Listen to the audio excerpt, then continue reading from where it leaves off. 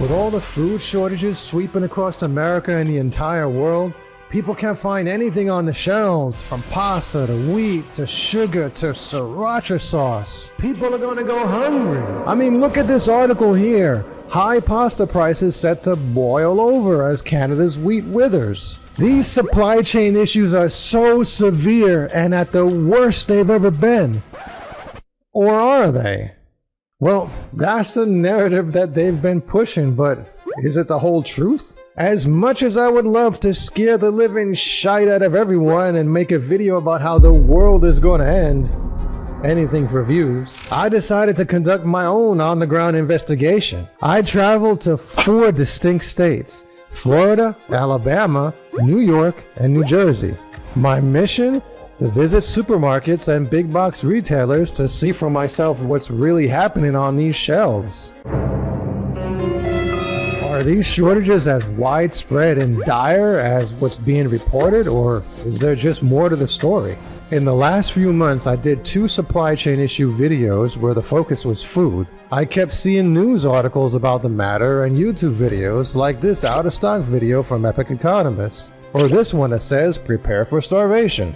While I did see some issues personally in the beginning of the year, I admitted in my previous YouTube videos that I really don't walk into supermarkets. I order from Walmart and they bring my groceries to my car in an effort to save time and stay productive.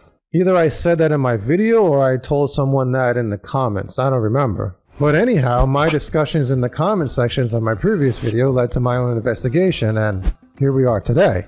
Over the span from September to October, I went to Lower Alabama, LA, that's what they call it in the area, and the Florida Panhandle. I visited Walmart and one of the dominant supermarket chains in the area called Publix. I found that all the shelves were stocked. I then went to Jersey where I visited Walmart again, as well as ShopRite and Acme, and again all the shelves were stocked. The only exception was that the rice shelves in Walmart being semi-barren, but that could have been just Walmart in Jersey being Walmart in Jersey. I went to upstate New York, to Walmart again, and to Price Chopper, and again, it was the same thing.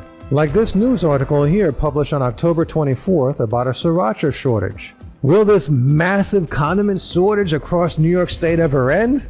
Yet here's me holding a bottle of sriracha sauce at a supermarket in New York on October 28th, just 4 days after this article was published. There are articles about rice shortages, and yet here is me taking videos of fully stocked shelves of rice. They talk about tomato shortages, and yet I find fully stocked shelves of tomato paste, pasta sauce, and dare I say it, tomatoes everywhere. They say there's a wheat shortage, so I expect to find pasta, bread, and cereal aisles empty. But, well, you see here. They say there's a ramen noodle shortage, but with exception for a few flavors, the shelves aren't too bad. The same goes with sugar, and so on. Now, I don't doubt that there could be various reasons for these discrepancies that I found. Like, for example, in one of my previous videos, I highlighted a news report where they showed videos of empty rice shelves in Texas. And my investigation didn't go anywhere in Texas, so I can't say. I mean, yeah, the United States is vast and it has different regions that could be experiencing various disruptions of supply chains. Yeah, I don't doubt that. You know, like what might be a pressing shortage in the Midwest might not even register on the map in, the Southeast or the Northeast. So yeah, there could be regional disparities in what appears on the shelves in the supermarkets depending on, the state or the region. The second reason that comes to mind is demand patterns that could lead to skewed perceptions. Shortages might be real at one point in time, but replenishment logistics might address these gaps swiftly. As customers react to news of potential shortages, they might stock up on certain items, causing a temporary scarcity which gets resolved as supply chains adjust to new demand patterns. This pattern of panic buying followed by restocking can create an illusion of continuous scarcity, when in reality it's more of a demand and supply seesaw.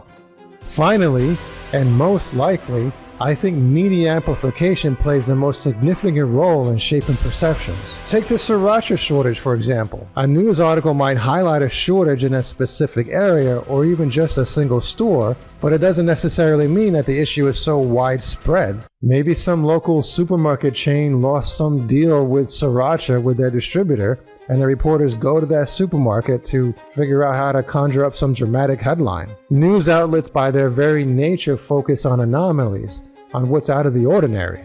The article about the sriracha shortage paints a picture of a statewide crisis. But in my first-hand experience, I found sriracha bottles easily available. This isn't to discredit the challenges faced by some stores or regions, but we should really differentiate between isolated incidents and broader systematic issues. It's a reminder that while media provides valuable information, it often emphasizes the exception rather than the rule. It's essential that we check things out for ourselves and not just believe everything we hear or read, especially when it comes to something as important as our food. I visited many stores in different states and I didn't see any empty shelves at all. Really, none at all. So yeah, the news can definitely make things seem like they're bigger than they are. We should all try to understand the whole story, not just the loudest parts. By staying calm and informed, we can make the best choices for ourselves, our families, and our communities.